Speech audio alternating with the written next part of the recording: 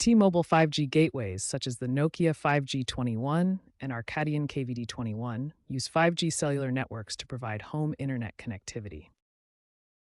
These gateways can experience several common problems, including connection drops, slow speeds, NAT issues, and Wi-Fi instability. Connection drops often stem from signal interference or network congestion, especially in areas with poor line of sight to 5G towers.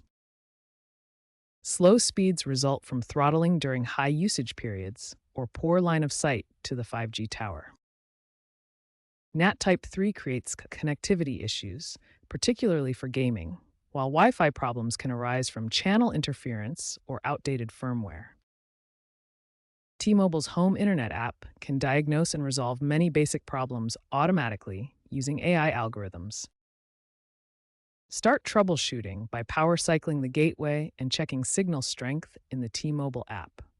For slow speeds, reposition the gateway for better signal.